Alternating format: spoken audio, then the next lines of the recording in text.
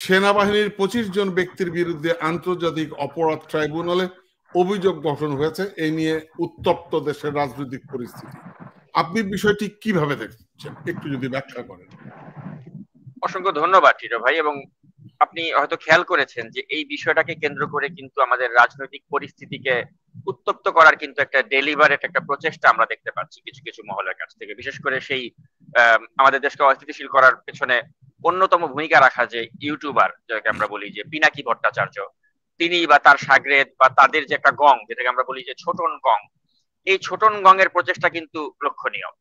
যে তারা এই বিষয়টাকে কেন্দ্র করে তারা এরকম এই যে ওয়াকার কাঁপছে এ ধরনের তারা শিরোনাম দিয়ে ভিডিও বানাচ্ছে এবং সেনাবাহিনীকে তারা আইসিটির মুখোমুখি করে দিচ্ছে।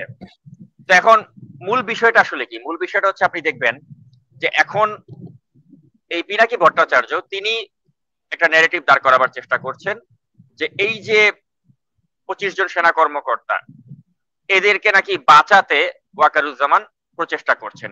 এই ন্যারেটিভ দাঁড় করিয়ে তিনি ওয়াকারুজ্জামানকে বা সেনাবাহিনীকে বা সেনাপ্রধানকে কালিমালিপ্ত করার চেষ্টা করছেন, অর্থাৎ তিনি সমালোচনা করছেন এই এই এই ডিরেকশনে। আবার এট দ্য সেম টাইম আপনি দেখবেন যে আওয়ামী ঘরানার যে অনলাইন অ্যাক্টিভিস্ট নবনীতা কি করছে? নবনীতা বলছে তার অধীনস্থ লোকদেরকে তিনি বাঁচাতে পারছেন না, ওয়াকারুজ্জামান ব্যর্থ হয়েছেন, তিনি এই যে সেনা গোয়েন্দাদের যে বিচার শুরু হয়েছে তিনি অসহায় হয়ে গেছেন। এভাবে তিনিও কিন্তু আবার দেখা যাচ্ছে ওয়াকারুজ্জামানকে সমালোচনা করছেন। তার মানে কি দাঁড়ালো? যে আপনার পিনাকি ভট্টাচার্যের বয়ানের সাথে নবনীতার বয়ান কিন্তু এখন মিলে যাচ্ছে, যে তারা সকলে এখন টার্গেট করেছে ওয়াকারুজ্জামানকে, তারা সকলে এখন টার্গেট করেছে সেনাপ্রধানকে বা সেনাবাহিনীকে, বা তাকে দুর্বল দেখাবার চেষ্টা করছে।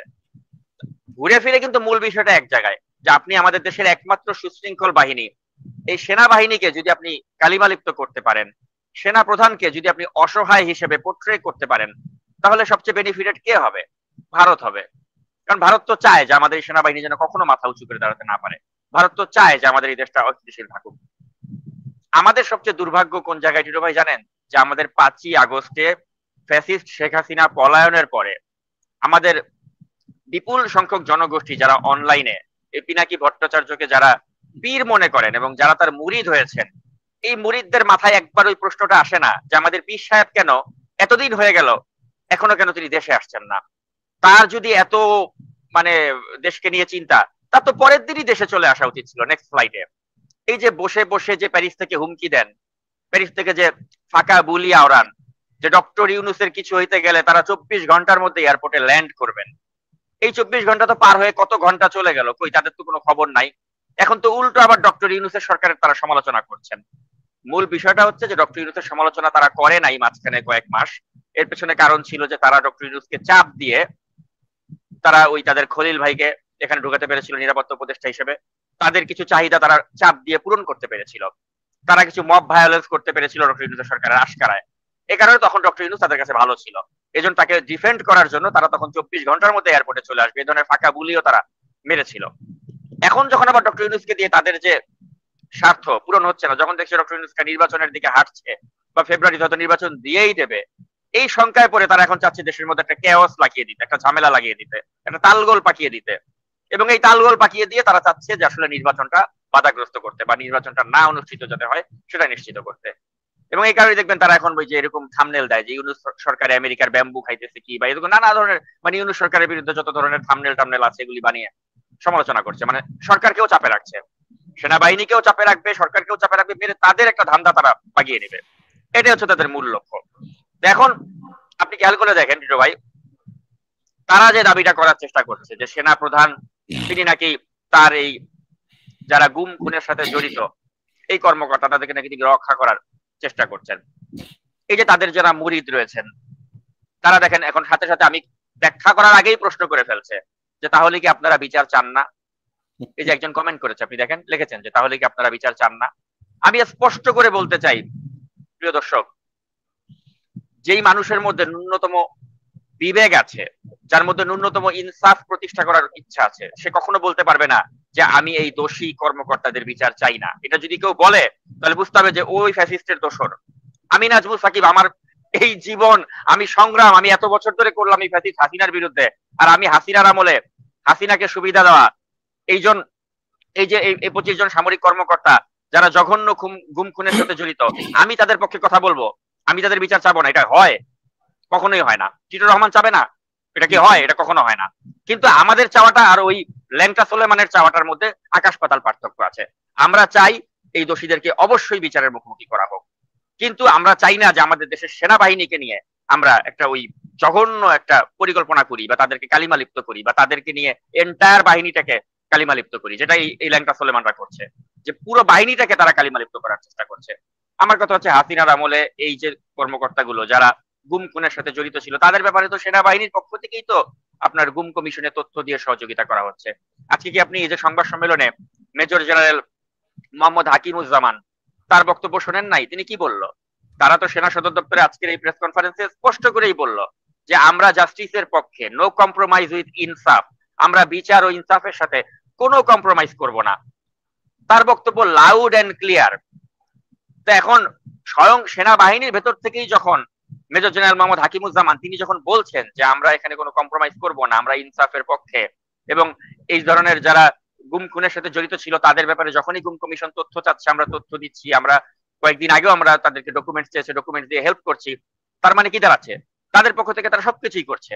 অথচ আপনি দেখেন এই ল্যাংটা সোলেমান পিনাকি বা পিনাকির যারা লোকজন রয়েছেন তারা কি একটা অপপ্রচার করছে যে সেনাপ্রধান নাকি এখানে বাধাগ্রস্ত করছেন এই বিচার প্রক্রিয়াটাকে, সেনাপ্রধান নাকি এখানে বাধা হয়ে দাঁড়াচ্ছেন। এর মাধ্যমে তারা কি করতে চাচ্ছে? আসলে তারা মূলত এই সেনাবাহিনী বা সেনাপ্রধানকে কালিমালিপ্ত করতে যাচ্ছেন যে তারা এই বিচারের পক্ষে নয়, which is not true at all. আজকে অন্তত এই সংবাদ সম্মেলনে এই হাকিমুজ্জামান সাহেব তিনি যে বক্তব্য রেখেছেন, এরপরে তো আসলে এই বিচারের পক্ষে নাকি বিপক্ষে তারা এটা নিয়ে তার কোনো প্রশ্ন থাকার কোনো অবকাশ নেই। কিন্তু দেখা যাচ্ছে কি এই ল্যাংটা সোলেমান গ্রুপটা তারা সবসময় চাইবে যে আমাদের এই দেশপ্রেমিক সেনাবাহিনীটাকে জনগণের প্রতিপক্ষ হিসেবে দাঁড় করাতে।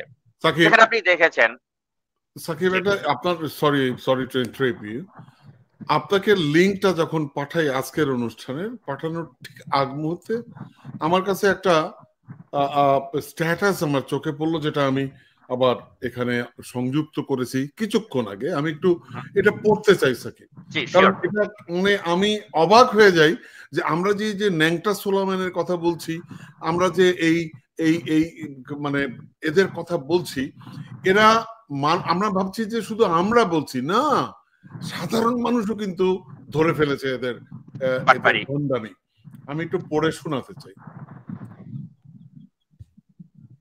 এই মানুষটাকে সাপোর্ট দিয়ে রাখলাম, মানুষটা বাংলাদেশকে একটা গৃহযুদ্ধের হাত থেকে রক্ষা করে আওয়ামী লীগের রাজনৈতিক জীবনে সব থেকে বড় শত্রুতে পরিণত হয়েছে।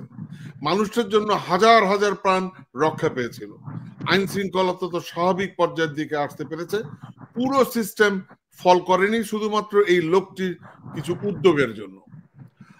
আবার এই মানুষটাকে দেশে অবস্থানরত কিছু বাংলাদেশ বিরোধী রাজনৈতিক দল অ্যানার্কিস্টদেরও শত্রুতে পরিণত হয়েছে, কেননা এদের যা স্বপ্ন বাংলাদেশকে একটা নিশ্চিতের দিকে নিয়ে যাওয়া, সেই স্বপ্নের অনিশ্চয়তার দিকে নিশ্চিতের দিকে নিয়ে যাওয়া, সেই স্বপ্নের পথে বাধা হয়ে দাঁড়িয়েছেন এই দেশপ্রেমিক মানুষটি।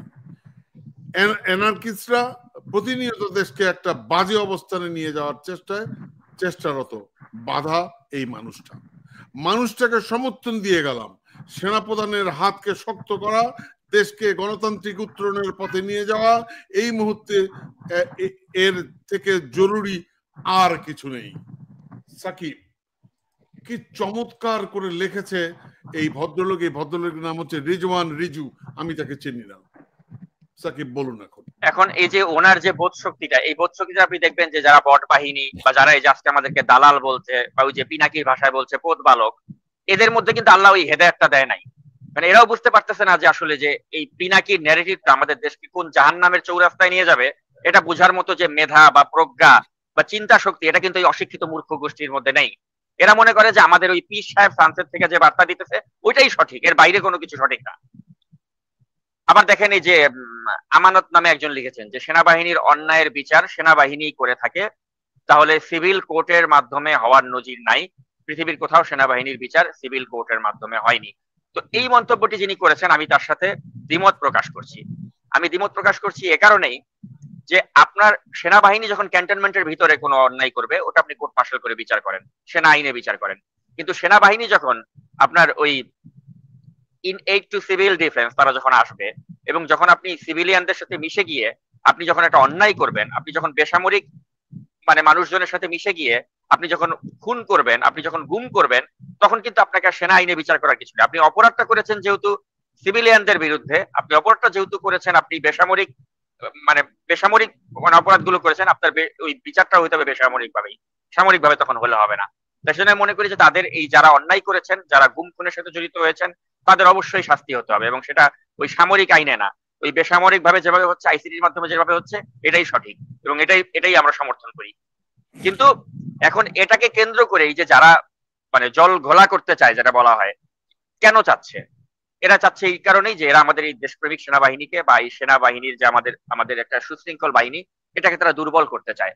কারণ আমাদের প্রাতিষ্ঠানিকভাবে তো সবগুলো বাহিনী আপনি জানেন টিটো ভাই, অবস্থা খারাপ, নাজুক অবস্থায় রয়েছে প্রত্যেকটা বাহিনী। এখনো পুলিশ এখনো স্টেবল অবস্থায় দাঁড়াতে পারে নাই।